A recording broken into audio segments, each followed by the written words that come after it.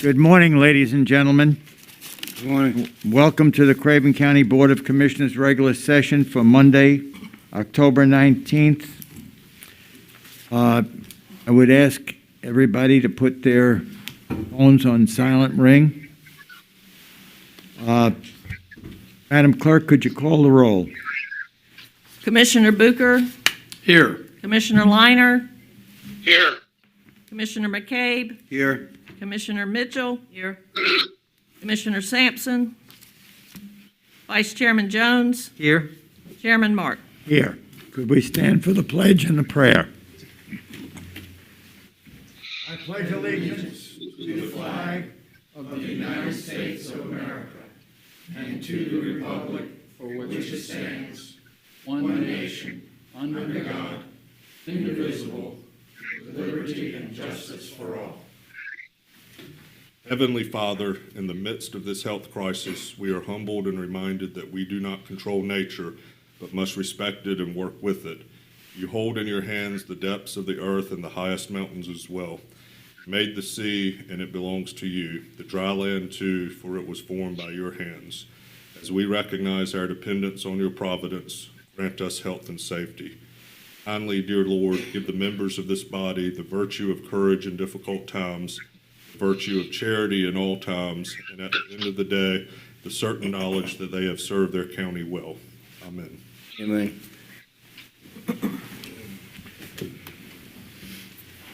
The approval of the agenda is next. I have an addition to the approval of agenda. We have a closed session on personnel. It'll be item number 17. Do I have a motion to approve? So moved. Second. A motion and a second. All in favor say aye. Aye. Ayes? The ayes have it.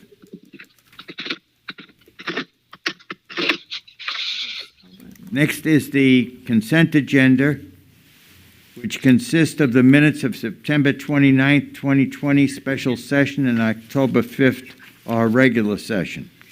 Tax releases and refunds, emergency service budget amendment, Recreation and Parks Community Foundation grant, social service Title 3D Health Promotion Funds budget amendment. We have a social service senior center general purpose funds budget amendment and a National American Indian proclamation. Do I have a motion to approve the consent agenda? So moved. Second. I have a motion and a second. Any discussion? In no discussion, have a roll call vote. Commissioner Booker, Here. Yes. Commissioner Liner, Yes. Commissioner McCabe, Yes. Commissioner Mitchell, yes. Vice Chairman Jones, Yes. Chairman Mark. Yes.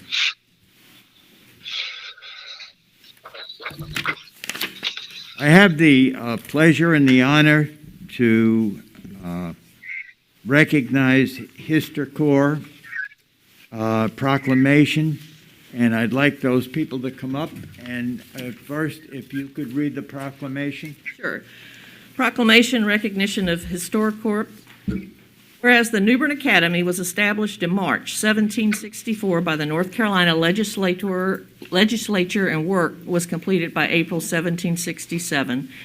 And whereas the public school in New Bern quickly earned a reputation as one of the best regulated schools of its kind in America, and whereas the original frame building was destroyed by fire in 1795 and the legislature authorized money for a new schoolhouse, and whereas in 1810 the academy moved into a new brick building and continued to serve as a school in Craven County until 1971 and was then utilized as a Civil War museum. And whereas it became apparent the academy was in dire need of restoration, and whereas HistorCorps is a 501c3 nonprofit organization that provides volunteers of all skill levels with hands-on experience preserving historic structures on public lands all across America, and whereas HistorCorps' mission is to save and sustain historic places for public benefit through partnerships that foster public involvement, engage volunteers, and provide training and education. And whereas HistorCorps did enter into a partnership with donors to the Tryon Palace Foundation for the restoration of the New Bern Academy building, And whereas HistoriCorps works to ensure America's cultural and historical resources exist for generations to come, they recognize the importance of the Academy structure. And whereas HistoriCorps undertook the total restoration of this building, including the brick and mortar, as well as repair of the wooden parts of the structure, and now the cupola and entrance portico of the building itself.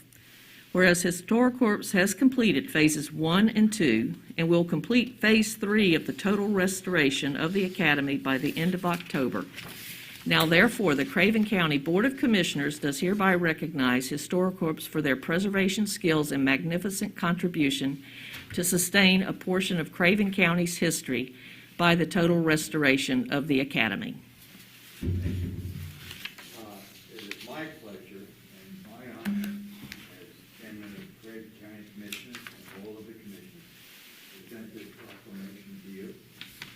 Thank you very much. The work that you have done, which has been fantastic. I understand this will be completed by the end of the month. Yes. Turn around, open up.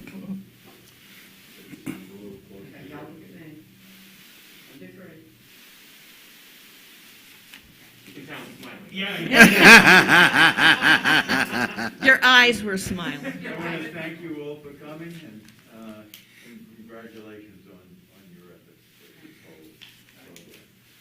Thank you. Thank you. Thank you very much. Thank you. I would like to ask all the commissioners and citizens of this county to take time out of your busy schedules and go by the Academy building and see our volunteers that work saving this structure. It's totally because of HistoriCorps that this historic building is being restored to its original splendor, and it's pretty awesome that they are volunteers doing that for us. Good. Thank you very much. Thank you.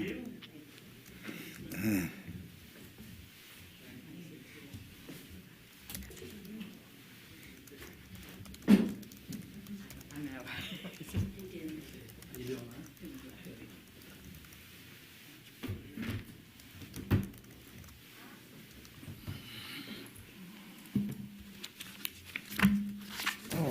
Okay, now we're on item number 3.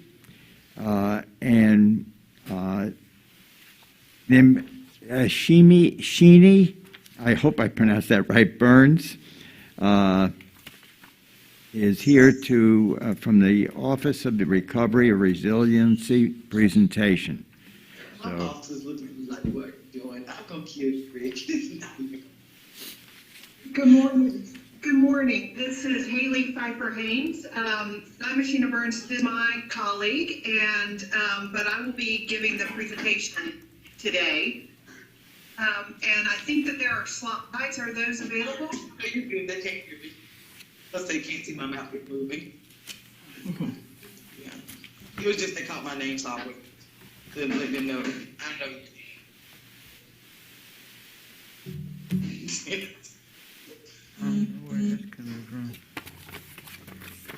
Okay, good. Great. Thank you. So, first of all, I want to thank you for having me here today. It is, hold on a second, a pleasure to be with Craven County. My family has deep roots with Craven County. My husband is a native. He was born on base in Havelock. And my father-in-law was a career Marine. My mother-in-law worked her entire career in Craven County schools as a teacher. And so I sort of consider it my second home. I'm from Western North Carolina, but I do consider Craven County sort of as my second home, so it's my pleasure to be able to present to you today. Can we go to the next slide? So we're going to go through a bit about the Rebuild program, which my office, the North Carolina Office of Recovery and Resiliency, runs. Well, first I'll introduce some of it, give you a little bit of an overview of NCORE, give you quite a bit about the Homeowner Recovery Program, which is a program that is going on currently, and the application period is open. Then talk to you about the Strategic Buyout Program, which there are some areas that are going to be identified in in Craven County, so I wanted to let you all know a bit about that, and then talk about some other programs that we run. So, next slide.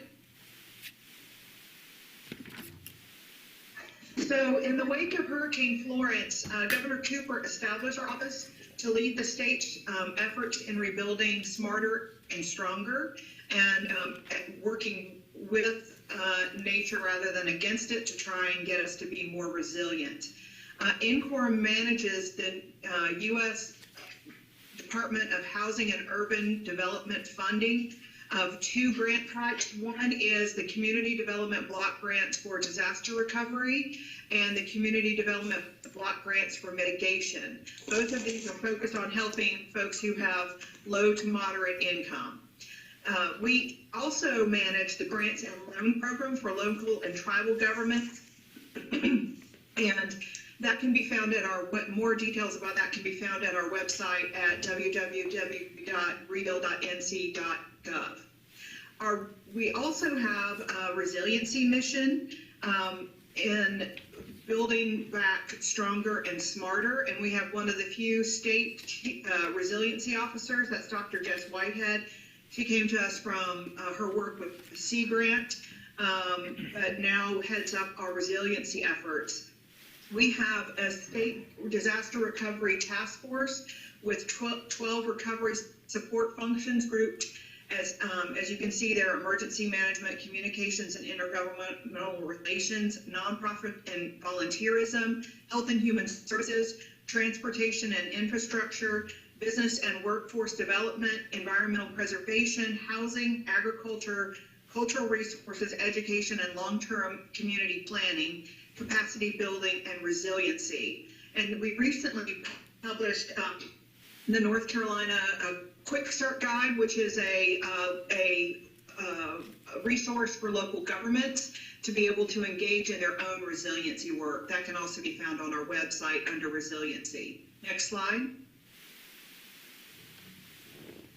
So I want to talk about our homeowner recovery program, which is one of our major programs. It's the bulk of a lot of our funds do go into the homeowner recovery program. This provides assistance to repair, reconstruct, and elevate homes that were damaged by Hurricane Florence or Hurricane Matthew or both. Next slide. In order to be eligible for the program, you should own a home that was damaged by Hurricane Florence or Matthew and have occupied that home as a primary residence at the time of the storm, and you continue to occupy it through project completion.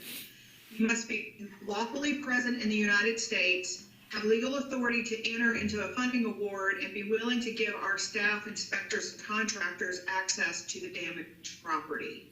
Slide. For eligibility, we do look at income.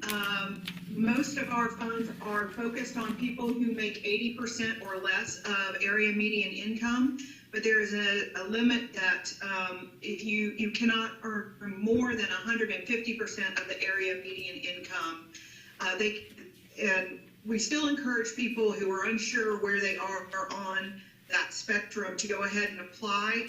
We will make that determination and then let them know whether or not they qualify. But you can see that an example here is in Cumberland County, an annual household income of $87,150 would be at 150 AMI, at 150 of AMI for a family of 4, and this varies by county. And people who have, so we reopened our application for these funds in June. And people who had applied under Matthew do not have to reapply. We've adjusted some policies to make the award process more, advantageous for those who are applying, and we are re-examining all existing applications under the new policies. Next slide. So one of the questions we get sometimes is, can homeowners apply for the program if they have received funding from a different grant program? And the answer is yes.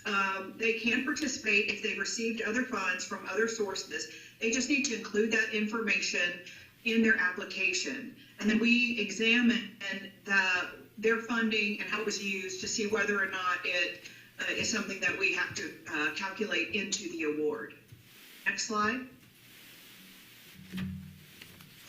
As you can see, these are the most impacted and distressed counties, and HUD says that we have to spend, I think it's 80% of our funds in the most impacted and distressed counties. And as you can see, and you are very well aware because you all lived through it, Craven County is one of the most impacted and distressed counties for Florence. So that works in favor of people who live in Craven County in terms of awards.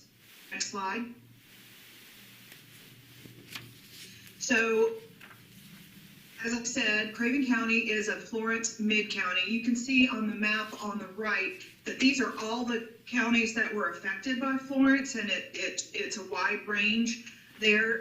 So anyone in those counties can apply, but mid-counties get more consideration for funding. And right now, there have been 125 people who have applied to the Homeland Recovery Program from Craven County since June 15th. And the amount that we've committed, and this is actually under Matthew funding, is $1.8 million to Craven County residents. And we also sought flexibility and were granted flexibility by HUD to allow us to tie back to either storm. So if someone was, say they were affected by Matthew and they got a FEMA grant of assistance under Matthew, and then they were also affected by Florence and they got nothing from FEMA in Florence, we will tie back to Florence, and that alleviates an escrow burden for the applicant so that they can more fully recover. We will help them recover from both storms. We don't differentiate in our recovery, so all applicants will be helped to recover fully from both storms. Next slide. So we have recently opened our centers on a limited basis. And Craven County, as you can see, has one that's open in New Bern. These are appointment-only curbside drop-off and pickup of documents. What we found was a lot of folks, we were prohibited from opening the centers due to COVID. But as people engaged in our online application or filled out paper applications, a lot of people were reluctant, understandably, to send in some of the really critical documents via the mail, or they didn't want to scan it in and send it in over the internet. And so we have been able to open for these curbside drop-off and pickup appointments. And what happens is someone will drive up, park, they're given a number to call, and someone comes out to their car, they are masked, and can retrieve those important documents, take them back in the center, scan them in, and so that they're a part of that person's application, and then bring those critical documents back to the person in the car. And that seems to be working very well, and we want to encourage those who have already applied, but maybe their application is not moving forward because we don't have all the documentation, to take advantage of these appointments so that we can get the complete documentation so we can move them forward in the steps. Next slide.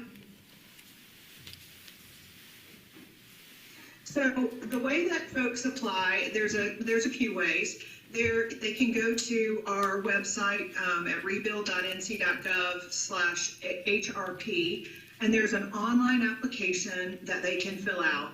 There are also, they can also print applications and required forms from our website and then mail those in to our center, or they can bring them to the center there in Craven County.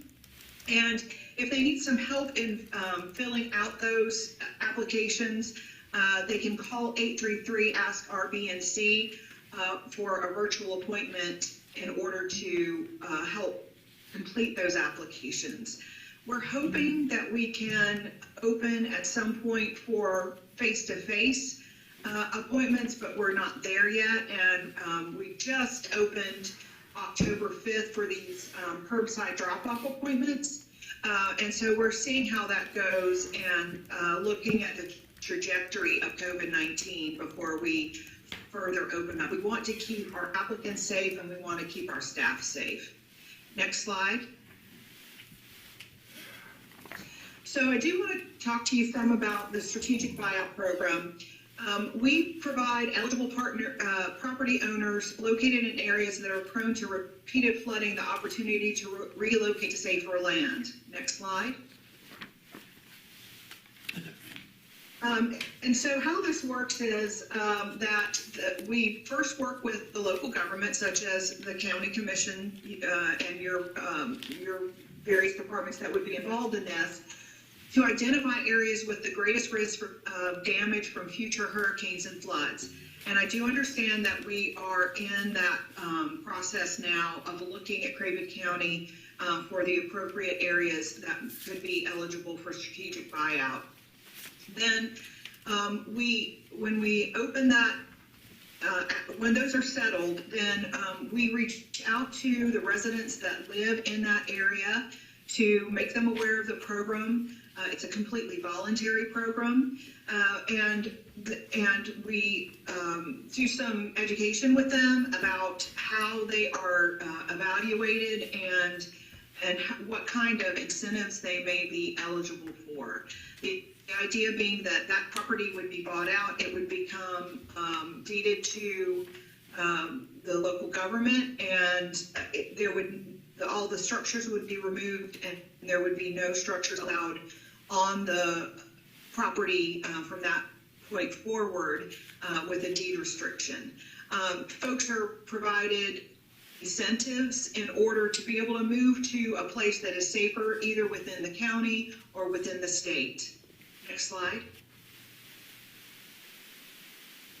And coming soon, we do have a small rental repair program, which is aimed at small rental units, landlords that have few numbers of units that have been damaged by Matthew or Florence, and it will help them restore those so that they can remain affordable housing units. And you can see that you have to have remaining repairs needed of $5,000 on the property. Next slide.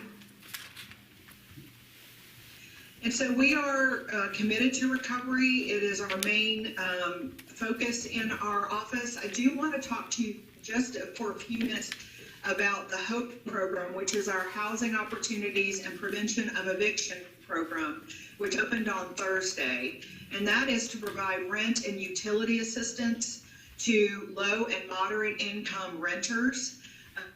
And I wanted to make you aware that in Craven County, thus far, there have been 110 households that have applied for assistance that appear to be eligible. We are getting a very high volume of applications in, and they're really going in through 211. That's how folks apply. They can go online to nc211.org/hope, and there is a simple application there that they can fill out, or they can call 211 if they need assistance in completing that application. Then they are referred to a local community partner who will step them through the complete application process. The last that I heard on Friday was we had approaching 3,000 applications statewide, so demand is very high. If folks are in need of rent or utility assistance, we encourage them to go ahead and apply now because of the limitation of funds. The total amount of funds that we have for the state is $117 million, and we know that that is likely not nearly enough for the need that is out there. But we very much want to get this money out on the ground so that it can restore people to being able to stay in their homes through the pandemic, as well as pay their utility bills. A lot of times those utilities are being paid to local governments, and so we're hoping that that will also help local governments in their recovery during the pandemic, because we know that they have been largely affected by the fact that so many people have become unemployed or underemployed and haven't been able to pay their bills. So at this point, that is my report to you, and I am ready for any questions that you may have. Okay, thank you. Do any of the commissioners have any questions they'd like to ask? Commissioner Booker? Chairman, this is Commissioner Liner. Yes, Mr. Liner. Sir, ma'am, I have a question in regards to the rental repair program. Is that funding competing with the other money for homeowners as far as the buyout and repair? Or you have separate money set aside? I'm sorry. I didn't mean to cut you off. No, I said, or do you have separate money set aside, or is that a competing program? Yeah, so the money is set aside. We have, part of the requirements that HUD has is that we have to do a plan, and in that they approve, and so we divide up the larger pot of money into different programs. So there is money set aside for the homeowner recovery program, there's money set aside for a strategic buyout program, and then there's money that's set aside for small rental repair, and then we have also funds that are affordable housing, and a couple, we also with Florence have funds set aside for some job training that we are engaging with the community colleges. We want to train North Carolinians in some of these skilled jobs of rebuilding, so that these jobs are going to North Carolinians, and we're also leaving a more trained and skilled workforce. So all that money has been parsed out, and they are not competing with each other. Thank you. Okay. Commissioner Booker? It's been over 2 years since Florence came to visit. And you stated that you recently opened an office in New Bern. 2 years after the fact seems almost like, I wouldn't say a waste of time, but I'm just wondering why now? Why 2 years later? Well, I want to make you aware that, so first of all, community development block grant disaster recovery funds are not statutorily administered funds. Everything that we are able to do with that money has to come from a Federal Register notice.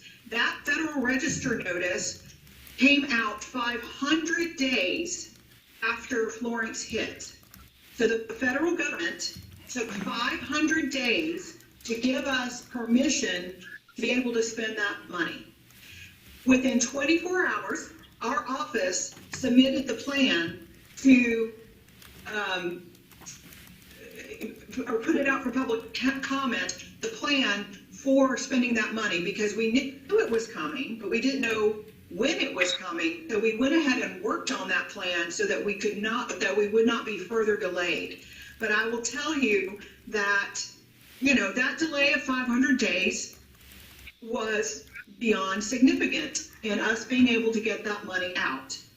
The other thing to realize is that this money is meant to be the funding of last resort. So all other avenues of funding are supposed to be exhausted before CDBG-GR money is made available. So it is meant to be sort of the last thing, but I just want to make you aware that the federal government delaying that Federal Register notice for 500 days impacted our ability to get this program going in what we would consider to be an appropriate amount of time. If I understood your presentation correctly, FEMA money that comes from the federal government to the state would flow through your department and then to counties? Was that, because it mentioned FEMA in your presentation. FEMA is a federal program, and it works strongly with emergency management. It does not run through our office. As you may or may not, I just want to make, I'm sorry, go ahead. We have to take FEMA, so for an individual, if they get individual assistance, we have to take, one of the things that HUD, that's a requirement of these funding, of this funds, is that we have to ensure that whatever we are paying out of these funds does not duplicate other benefits that someone has received. So someone would have to show when they applied, if they got an individual assistance grant from FEMA, they would need to disclose that on their application so that we could examine that funding and how it was used to see whether or not we count it against the award that they would get from our funds. It's complicated, and it's complicated, but we do not administer the FEMA funds. That is administered by FEMA in cooperation with emergency management. And emergency management is our sister agency. Both emergency management and our office are under the directorship of Mike Sprayberry.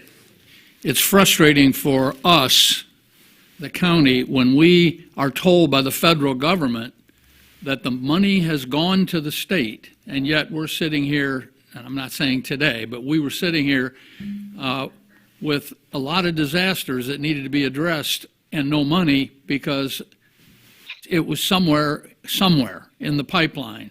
And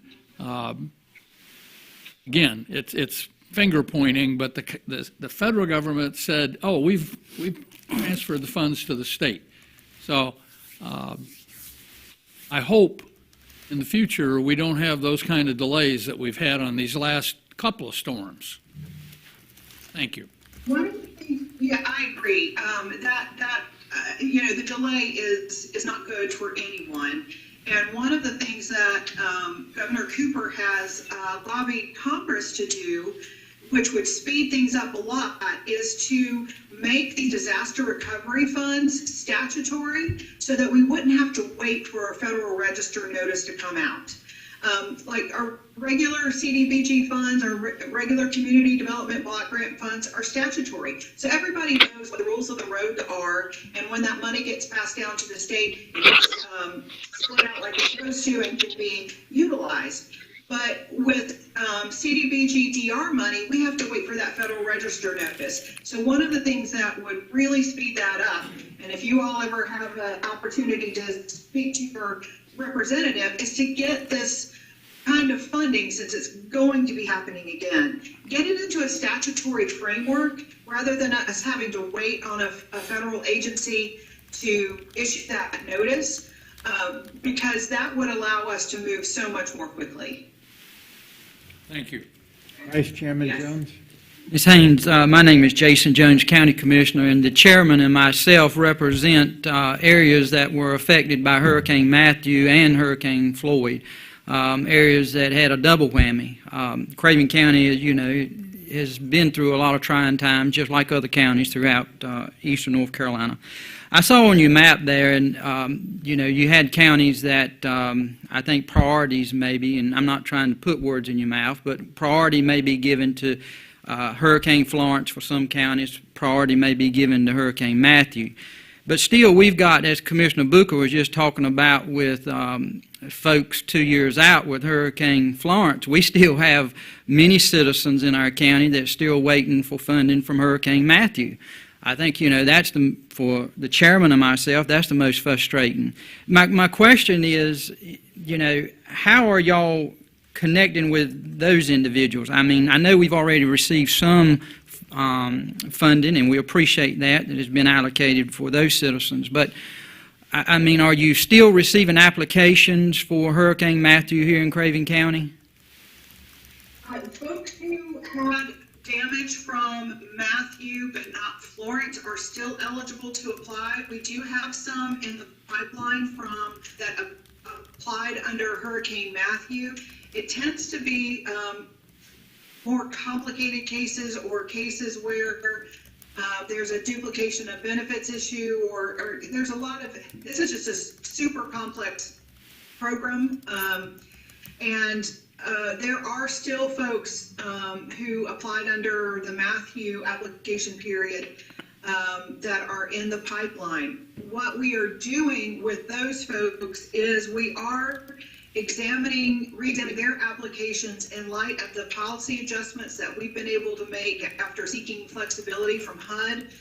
What was happening before was you had damage, so someone was damaged in Matthew, and they applied under Matthew, and then they were subsequently damaged under Florence, and they got federal benefit under Florence. Under previous guidance, the HUD was requiring us to count the benefits that they received from both storms against the applicant when we were making their award, which meant that they were having to bring to the table a very high escrow amount, usually something that they could not accommodate because they're low and moderate income people already. What we did was go to HUD and say, listen, this is not working. This is not something that's going to allow us to help people like they need to. And so that's where I'm talking about that storm tieback, where we tie back to one storm and not the other, which allows us to only consider escrow or benefits received under one storm rather than both. That was really hindering a lot of people from being able to meaningfully participate in our program. And so we are very focused on those folks. We know that there are people who have outstanding damage to their homes, and we are very much focused on getting them through the process. Last comment I'll just make, and and I know you're aware of this not only in our county but other counties too, but for some of these citizens, they've been flooded twice. Yes. And it's probably a matter of when that they will be flooded again. We don't want to lose these individuals from living in our district, the chairman and myself, but I mean the option for many of them is really a buyout, probably in a lot of these places. I heard you make the comment that possibly there might be down the road, there could be more funding coming, possibly. I feel like many of our citizens were overlooked during Matthew, and we got here to Florence, and folks, don't get me wrong, they deserve every penny they get, and they need it. But I think, we forgot Matthew here in Craven County from the state, and when Florence came, it kind of put things in gear. But we need to make sure we go back and not forget both. And I know you're doing that. I'm not trying to criticize you. I appreciate what your office is doing. Thank you, Mr. Chairman. I agree with the Vice Chairman. We still have people living in hotels from Matthew, and it would seem to me that they should be considered first. As far as Florence, are you saying that there is a delay from FEMA as far as paying some of the, in the area of reported flooding that has happened year after year? Where people have applied to raise their homes, are you saying that FEMA is holding that money back? No, sir.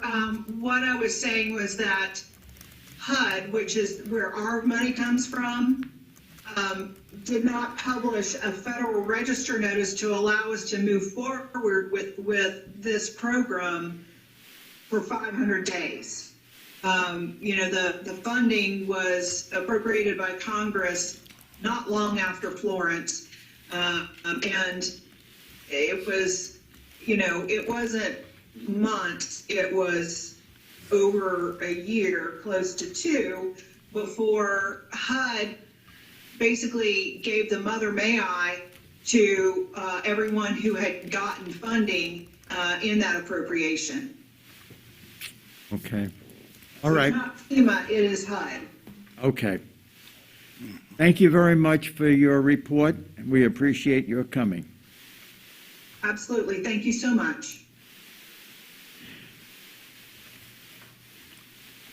Next on the agenda is the ABC Board presentation. Due to the fact that we're having such a long program this morning, I would ask that we have the check presented to the board. And also, as far as your policy, we've had the information. It's basically the same travel policy as we have. So I'll just ask for a motion to approve that. In the meantime, you have a check to deliver. So move. I'm going to ask this year, Mr. Chairman, that our general manager present the check. He and the rest of the managers are the ones who did the hard work this year. And that's the largest check that Craven County has received, along with various cities and towns, the largest check to Newbern, Havelock, and Vanceboro even got a check this year, Mr. Chairman, which they need. So nearly $1.23 billion has come back to our county and to our towns and cities. Thank you, Mr. Chairman. Okay, thank you very much. And I would ask for a motion to have this put into my account, but I know that's as far as the travel policy, each commission has had an opportunity to look at the travel policy. You can see that it is basically the same as the county travel policy. I'd ask for a motion for approval. Second. I have a motion and a second. All in favor say aye. Aye. Nays? The ayes have it. Thank you very much, gentlemen. Is the Vice, I was going to ask for the Finance Director, but you can take care of that, can you, sir? Yes, sir, we got it. Okay, Thank you. thank you. City of New Bern easement request. And we have Jordan Hughes. Chairman, Commissioners, good morning. Morning. I've had the pleasure of meeting most of y'all over the years, I think. For those I haven't, my name is Jordan Hughes. I'm the city engineer for the city of New Bern. What I have before you this morning is a couple of easement requests for an upcoming sewer pipeline project that the city is working on. This pipeline project has been a couple years in planning and design. We're getting close to wrapping up everything with permits and hope to be in construction with this in early 2021. What this project will do is increase the city's capabilities of providing sewer service to our residents and also county residents east of the Trent River. So these are areas in James City, to Burn, Carolina Colors, out towards County Line Road, those areas. The two easements you have, one is located on Howell Road. This is right beside the county's maintenance and water maintenance building there. This is a real thin easement right along the road right-of-way of Howell Road. Essentially going to put the pipeline between the existing right-of-way and an existing landscape buffer there. Should not have really any impact to the property for operation during construction or after construction. The other is one that kind of goes cross-country from Scott Street back to Scotts Creek through some of the vacant land there off the back of the airport that it was, I think, purchased by the county many years ago. Several tracks in there. We've tried to run that easement along some existing property lines, try to make everything a little more convenient for everybody. We do understand that there's some potential for realignment of Williams Road in that area in talking with the airport. Talking with Mr. Short at the airport, I think our proposed improvements will be far enough to the west that it will be out of the way of any future improvements or adjustments to William Road. I'd be happy to answer any questions anybody has in regards to the project or the requested easements. Okay, do I have a motion? So moved. Second? Second. Second. Okay, we have a motion and a second. Any discussion? I have one question. Jordan, nice to see you again. Sure. You said you think easement will not interfere with any future improvements to Williams Road. The Williams Road is that really, like possible, probable, 99%? What to define, we think? with the kind of sketch plan that they have, we're clear now, understanding that there really is no like engineered design plans of what that future improvement is. Kind of an idea right now. So based on the idea, we're okay. depending on what the future plans look like, there could be some potential impact. If there is, it's not an issue. We kind of deal with that all the time with adjusting utilities for road improvements. Okay, so it's not a deal breaker at some ma'am. future date. Okay, thank you. Thank you, Mr. Chairman. Okay. Ben, is there any other discussion? Being no other discussion, all those in favor say aye. Aye. Aye. The ayes have it. Thank you, Thank you, George. sir. Department matters, Bobby West. Getting to be a familiar face here, Bobby. Yes, sir. Thank you, sir. Thank you, Mr. Chair and Commissioners, for allowing me to come before you this morning. Hope y'all having a good day. So far. Good. Let's keep it rolling then. Let's keep it rolling. I'm here this morning, sir, to present in the agenda a Burn JAG grant in a partnership with the City of New Bern. This grant will allow us to purchase some equipment and also allow New Bern PD to purchase some needed equipment to better help us fight the opioid crisis as well as other law enforcement activities. It's a federal grant from the Department of Justice and a Justice Assistance Grant. It's for a total of $10,754, which will be split between the city and the county. The county will receive $3,654 to purchase a Springfield rifle and some optics for the SRT. And the city will receive $7,100, which will help them, aid them in purchasing a K-9, a police K-9, and training and equipment for the K-9. So with that, I would like to ask that you would accept it and allow us to do this. Do I have a motion? Move. Second. I have a motion and a second. Any discussion? And no discussion. Do I need a roll call vote on this? May I have a roll call vote, please? Commissioner Bucher, Yes. Commissioner Liner, Yes. Commissioner McCabe, Yes. Commissioner Mitchell, Yes. Vice Chairman Jones, Yes. Chairman Mark. Yes. Thank you, sir. Thank you, sir. Y'all have a good day. Next is Kelly Walker and Roy Beeson on carts.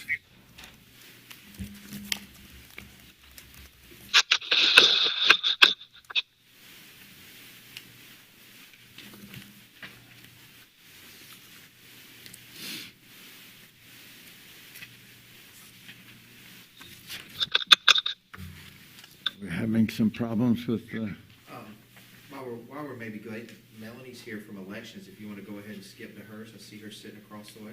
Okay, let's go to Melanie. Just a moment now. Hear me now? Oh. We can hear you, we can't see you. Gene, if you'll go, just troubleshoot that we can see them, and then we'll be ready for them. All right, let's have Melanie come up. Good morning. Morning. Morning. Morning. I have two agenda items for money to be received. My first one is Center for Tech and Civic Life for a COVID grant. We've been awarded $70,429.50. This is to help us with COVID supplies, PPEs, and we are running through them during one stop, so it's well needed, and also to help pay for our temporary staff overtime hours and hours that they're working. Okay, do I have a motion? So move. So moved. We have a motion and a second. Any discussion? Being there's no discussion, may I have a roll call vote, please? Commissioner Bucher, Yes. Commissioner Liner, Yes. Commissioner McCabe, Yes. Commissioner Mitchell, Yes. Vice Chairman Jones, Yes. Chairman Mark. Yes. The second one is the 2020 CARES Act supplemental funds that's coming from the legislation. This is a grant to give Election Day poll workers an extra $100 and to help pay for other supplies and things related to COVID in the November 2020 election. The award is $32,500. Okay, So move. a motion, a second? Second. Discussion. Being no discussion, can I have a roll call vote? Commissioner Bucher, Yes. Commissioner Liner, Yes. Commissioner McCabe, Yes. Commissioner Mitchell, Yes. Vice Chairman Jones, Yes. Chairman Martin. Yes. Thank you. Mr. Chairman, may I ask Ms. Ray a question? Yeah. Good morning. Good morning. So far, everything going pretty good with early voting? Yes, we have 124 new officials, so getting that first day under their belt is a learning curve, but we have voted 15,795 people, 9,606 as of yesterday in one stop, 6,189 who have returned ballots by mail. So record numbers all over for this. That total number was what now? 15,795. Thank you. Thank you. What, can I ask? Sure.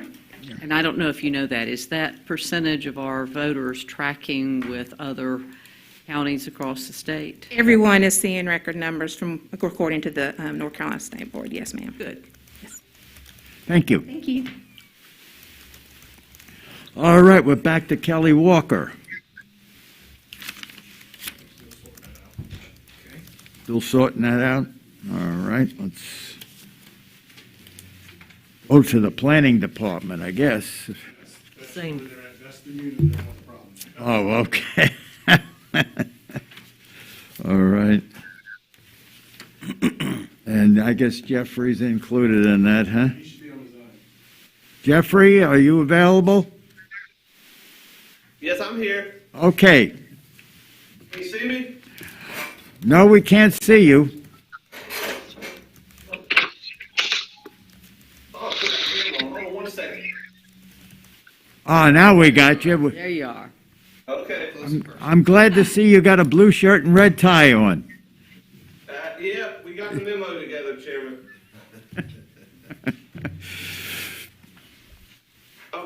We just have two budget amendments to bring forward to you this morning. The first is our roll forward budget. These are donation funds that we have through the senior center for earmark programs that were left unspent last fiscal year.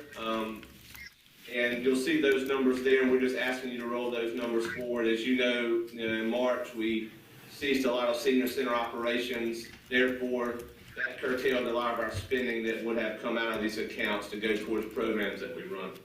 So that's in the amount of $28,608. Yes, that is. Okay, do I have a motion? So moved. Second? Second. Any discussion? In no discussion, can I have a roll call vote, please? Commissioner Bucher, Yes. Commissioner Liner, Yes. Commissioner McCabe, Yes. Commissioner Mitchell, Yes. Vice Chairman Jones, Yes. Chairman Martin. Yes. Next, Yes, sir. Our second order of business is a budget amendment. We have started to receiving funds from some of the federal acts that have come down through coronavirus. This one is through the Families First Act. And the AAA informed us of monies that was earmarked for senior centers. And these monies are ones that have been awarded to our agency, and we're asking to take those monies and add them to the budget. There is no local match. These funds were really targeted towards helping our senior centers to implement our meals programs through the times of COVID-19 and taking precautions and measures to ensure that they could continue to be done so. okay. Do So I have a moved. motion? So moved. Second. We have a motion and a second. And any discussion on this? In no discussion, can I have a roll call vote, please? Commissioner Bucher, Yes. Commissioner Liner, Yes. Commissioner McCabe, Yes. Commissioner Mitchell, Yes. Vice Chairman Jones, Yes. Chairman Martin. Yes. Thank you, Jeffrey. Thank y'all very much.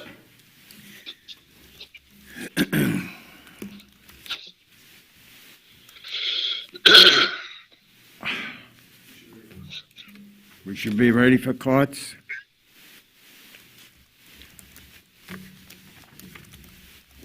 Good morning. Good morning, Kelly. We have several items on the agenda. Our first one is the request of, to schedule a public hearing for our North Carolina Department of Transportation grant application. The 5311 Community Transportation Program Grant is a formula-based allocation grant for public transportation projects in non-urbanized areas. Parks has historically relied on this grant to assist with the cost of providing rural public transit services. North Carolina Department of Transportation Integrated Mobility Division has a process for capital projects to be application which does not specify into which grant the capital projects will be placed. This allows for flexibility based on grant availability, and this determination will be made at the state level. Capital projects to be included in this grant application are pending guidance from the Integrated Mobility Division. Historically, this is where CARTS applies for replacement vehicles. Grant application information will be available no later than October 26, 2020 on the CARTS webpage and in the CARTS office. CARTS is requesting to combined public hearing to be set for November 2nd, 2020 meeting. This grant application is for fiscal year 2022. Okay. Courts is asking requesting a combined public hearing for November the 2nd. Do I have a motion? So move. Second. I have a motion second. All in favor say aye. Aye. Aye. Nays? The ayes have it. Thank you. Go on. Okay, now we are requesting authorization to submit an amended 5311 CARES Act agreement. On August 14th, the North Carolina Board of Transportation approved additional funds to amend the 5311 CARES Act grant. The additional amount approved for CARTS was $690,192.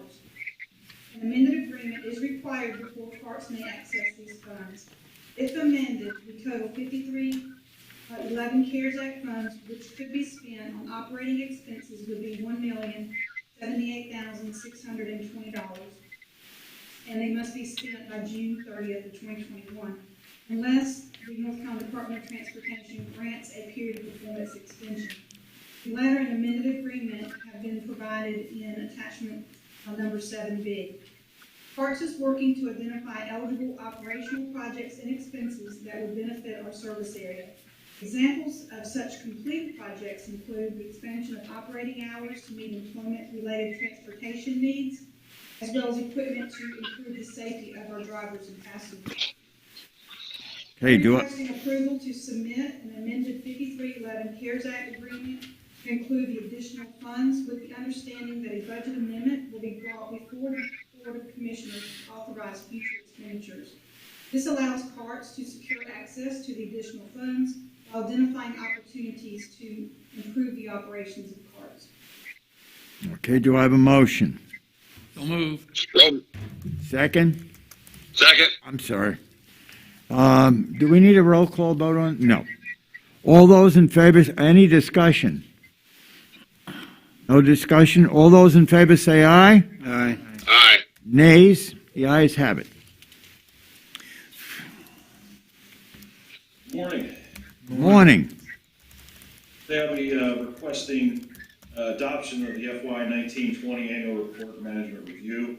This is specifically tied to the Safety and Security Plan that was originally adopted on 19 November 2018, and it has a requirement for an annual review to ensure all the information is correct.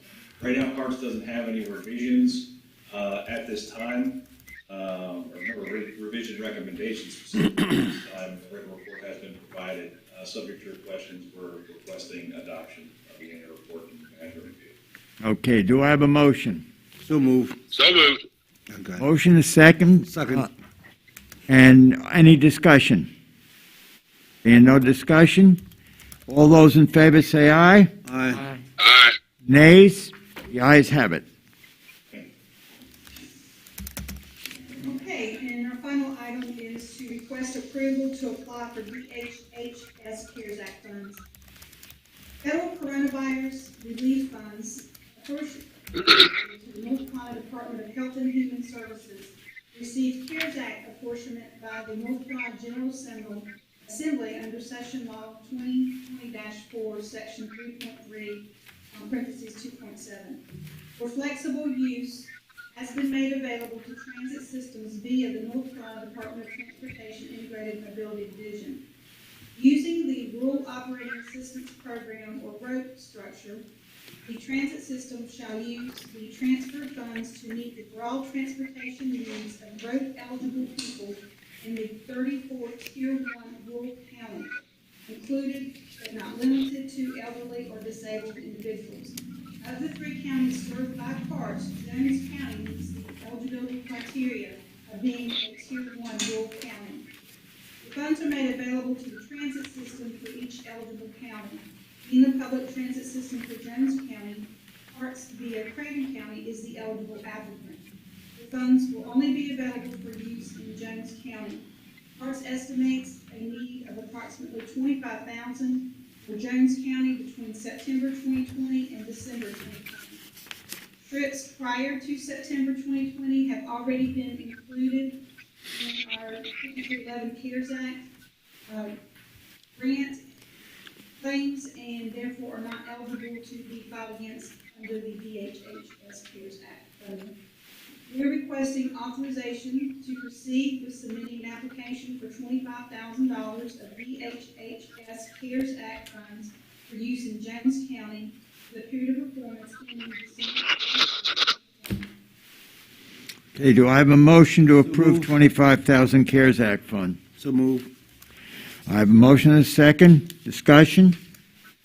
No discussion? All those in favor say aye. Aye. Aye. Nays? The ayes have it. Thank you. Thank you. I think Mr. Baumgardner is up next on Department Matters Planning Request to set public hearing for the coronavirus program application. Yes, good morning. Good morning. Staff is requesting that the commissioners set a public hearing for November 2nd at 7 p.m. to hear comments regarding the county's intent to apply for the Community Development Block Grant coronavirus funding. This November 2nd meeting will be the first of 2 required public hearings for this program application.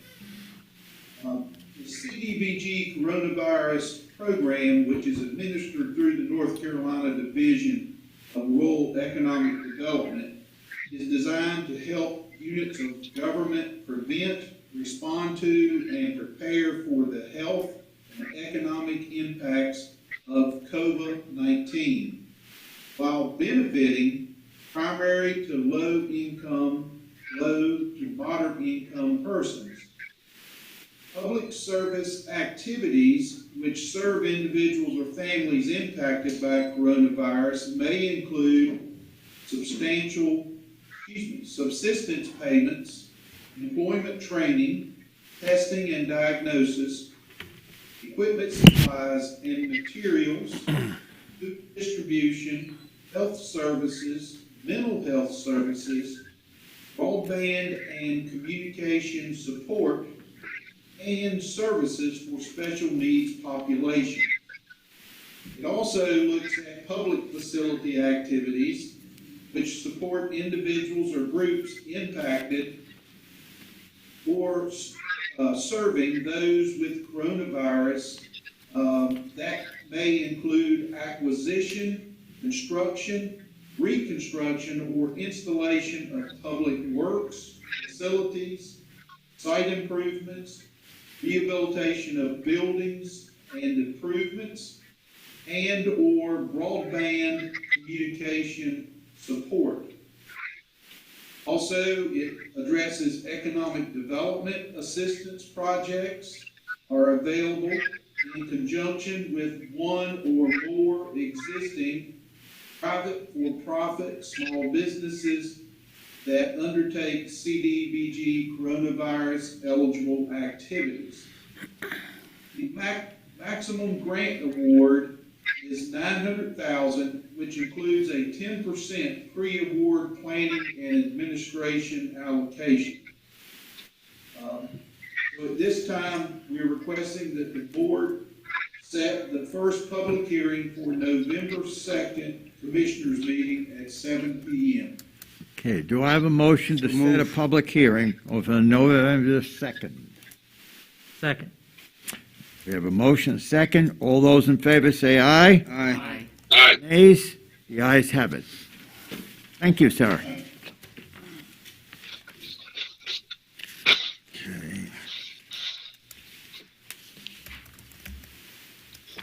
Okay, Scott Harrelson, Department of Health.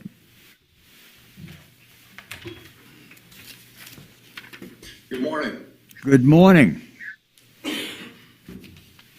I have 4 agenda items for your consideration this morning, and fortunately, all 4 of them should provide for more revenue for the department. The first up is hospice billing rates. There's been a slight increase in by Medicaid for the hospice rates.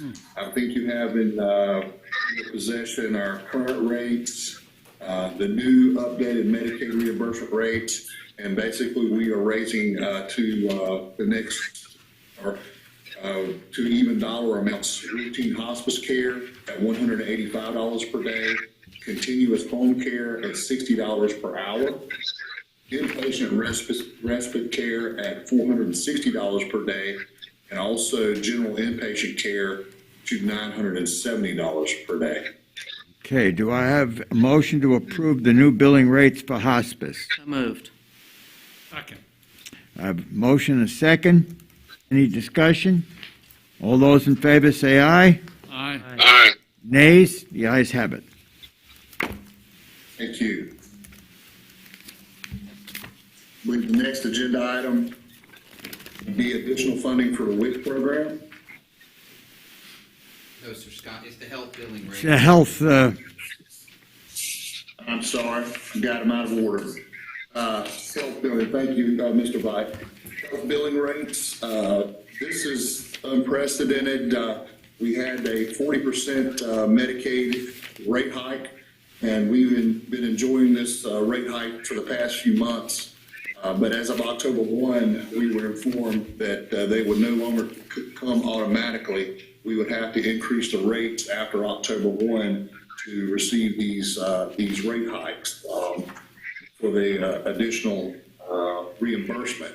So that's what we've done. We've gone in and we've looked at the increased rate, and there are, as you can tell, numerous rates here to increase.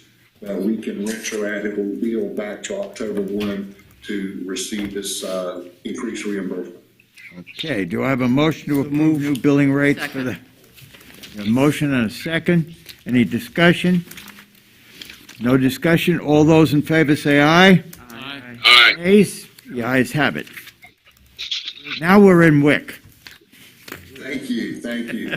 All right, unfortunately, our WIC program had received some funding cuts in the past year. We don't put any county money into WIC, so it's a federal program. So we had to basically do away with 2 administrative positions in WIC through attrition, fortunately. And now they have actually come back and given us $9,636 in WIC funding, additional WIC funding. And when we discussed this with our WIC director, Lisa Mayo, she really needed a part-time position, and that's what we would like to use this money for, part-time employee. Okay, I need a motion to vote needed to approve the budget amendment. So moved. Second. I have a motion and a second. Any discussion? No discussion? A roll call vote, please. Commissioner Bucher, Yes. Commissioner Liner, Yes. Commissioner McCabe, Yes. Commissioner Mitchell. Yes. Vice Chairman Jones, Yes. Chairman Mark. Yes. Okay, now we're up to Colbert. Yes, sir. More COVID funding from the CARES Act. We received in total another $199,685. And a lot of money streams coming in, both from the FQAC side and the public health side. So this is enhancing detection activities. We have a medley of items here from personal protective equipment, flu test kits, antigen test kits. The antigen test kits are the rapid response kits within 15 minutes. Contract employees and a few capital outlay items as well. Barcode scanners, some lab equipment, which was what these funds were meant for. 5 laptops with docking stations, replacing the old generator we have here, which also is very important to us because when the power goes down, it keeps our lab refrigerators with very expensive vaccines up and running. Some handicap entrances for our main facility here in New Bern, where we can do the hand-free doors at the front, and also upgrade to our existing negative pressure room that we have in child health. There's actually another round of funding that we're looking at doing an additional negative pressure room in one of our adult primary care units as well, but that's still to come. All told, $199,685. Okay, I have a roll call vote is needed. No, I have a motion, please. So move. Second. And then we need a roll call vote if there's no discussion on the I just have a 200,000. question. What is a negative pressure room? Yes, ma'am. A negative pressure room is basically a room that we have in our clinic set up that does not circulate air through the HVAC system. It has HEPA filters, and usually you replace somebody who may be a positive TB patient or some other respiratory infection in that room. And now with our current layout, if we could do that, well, we found that we've had our negative pressure room in-house for some time now, and with this $15,000, we're hoping that we can upgrade to the most recent standards. And we get this guidance from an industrial hygienist who's a state employee, it's a regional employee in Greenville. Hey, is there any other discussion? All right, being no other discussion, a roll call vote, please. Commissioner Bucher, Yes. Commissioner Liner, Yes. Commissioner McCabe, Yes. Commissioner Mitchell, Yes. Vice Chairman Jones, Yes. Chairman Martin. Yes. Thank you, sir. Thank you. All right, next is Assistant County Manager Gene Hodges.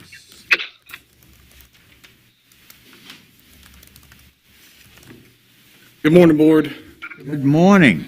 A few weeks ago, maintenance was alerted to a large water leak at the Human Services Building. Upon investigation, it was found that a large crack had formed in the boiler that the facility uses for heating. The unit has been in operation for over 30 years, has been well maintained and repaired when necessary. It was determined by the facility director, our HVAC technicians, and contractors that the age of the system and the amount of time needed to repair the unit, that replacing the unit would be a better option.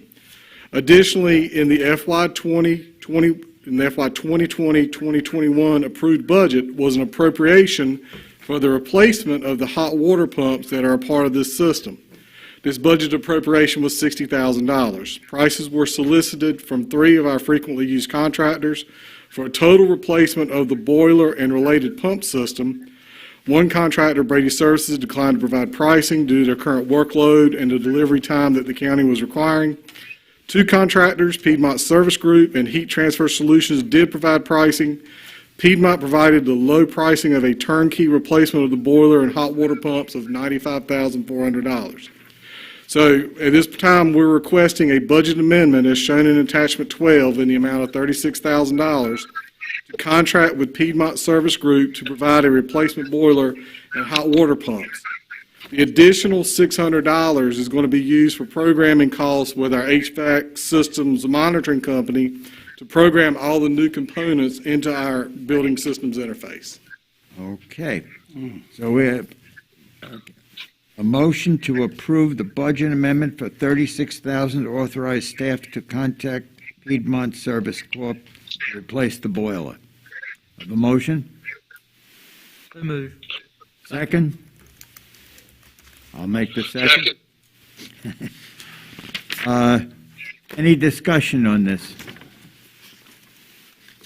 Being no discussion, I have a roll call vote, please. Commissioner Bucher, Yes. Commissioner Liner, Yes. Commissioner McCabe, Yes. Commissioner Mitchell, Vice Chairman Jones, Yes. Chairman Martin. Yes. Thank you. Next is appointments. Appointments be effective immediately unless otherwise specified. Pending appointments is Adult Care Home Advisory Committee, Community Child Protection Team, Craven Aging Planning Board, Craven Pamlico Regional Library Board. Mr. Jones, you're going to, Commissioner Jones, you're going to check on that.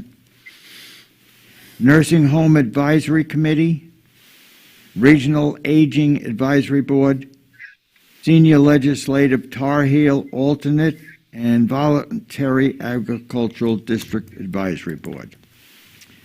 Community Child Protection Team, I Kimberly. nominate Ms. Kimberly Merwin. Okay, we'll reappoint. Craven Aging Planning Board, Chairman, I'd like you to hold on that one until the November meeting, and I'd like to ask Nan, find out how long this lady's been on the board.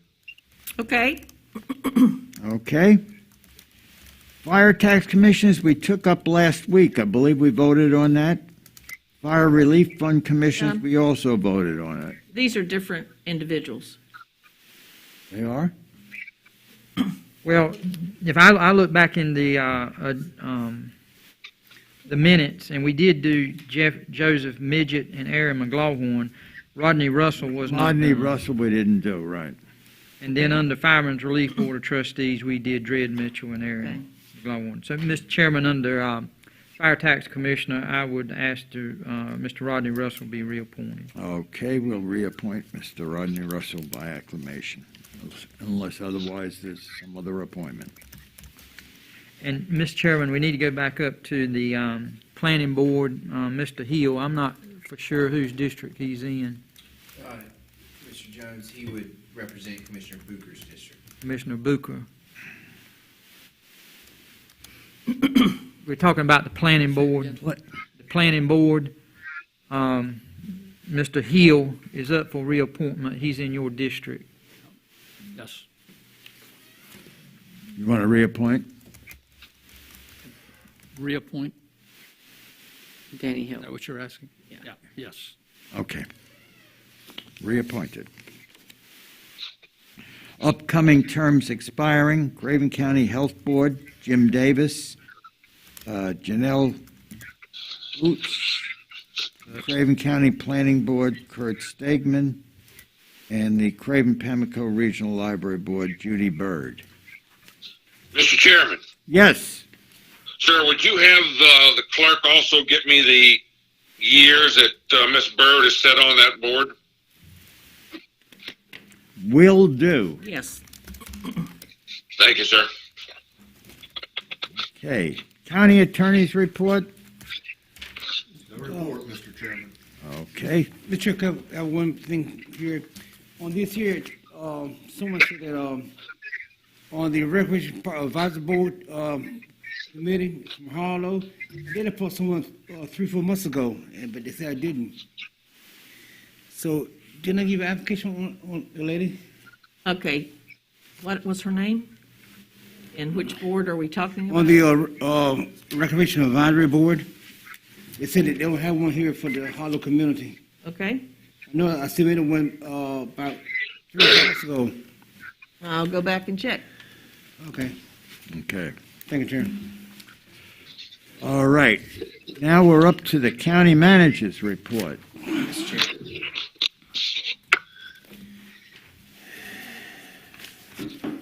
Morning, Commissioners. Mr. Chairman, appreciate the opportunity. Wanted just to confirm some dates with you.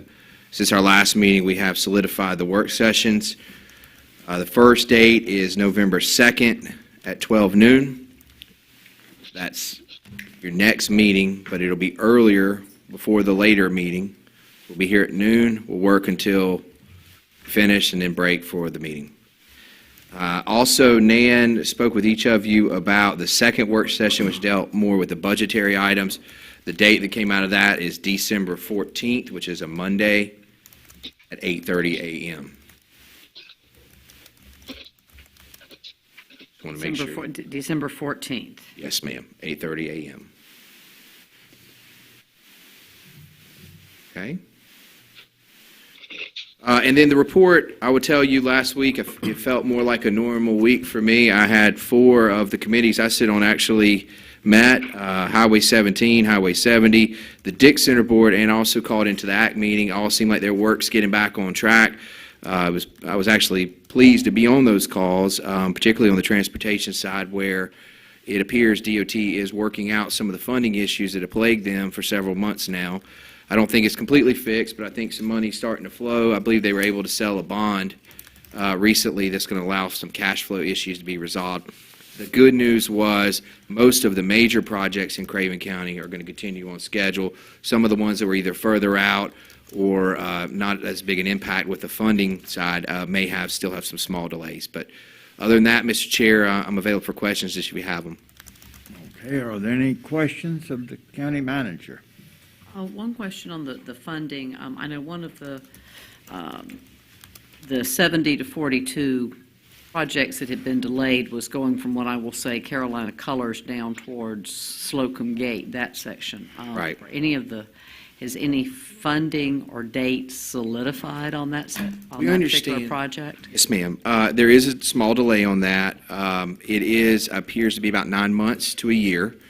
They're still in progress doing all their environmental review. We're still talking to them about acquisition because there's several properties they'll have to talk to the county about. I think it actually gave them a time to pause to be more ready for when they go forward. We're going to be ready to roll. Okay. So I'd say 9 to 12 month delay on that one. Okay, which is livable. We're not talking 5 to 6 or 10 years. No, ma'am. Okay, got it. Thank you. Any other questions? Thank you. We will be getting together with Commissioner Booker and myself and yourself after the meeting. Yes, sir. Commissioners' reports. I don't know, where did I leave off last? I'll have no report. You pick it. I have nothing to report. You have nothing to report. Commissioner Booker? No report. Commissioner Mitchell? Just one, sir. The MPO, New Bern MPO will have a joint meeting of the TCC and TAC on November 19th. That will be part virtual and part in person, depending on who feels comfortable with what, to be looking at more longer range MPO planning. Okay. Vice Chairman? No, sir, nothing. Okay, and that leaves me. I would just hope that everybody gets out to vote. I usually don't bring up personal things, but I just want to state that my lovely wife, Lorraine, and I will today celebrate our 36th wedding anniversary. Congratulations. Thank you. Congratulations. Don't forget George over there. And George, we almost forgot you. Well, you wasn't going to forget me, I'll tell you that. But, Mr. Chair, I have no report. Thank you, sir. Okay, you're quite welcome.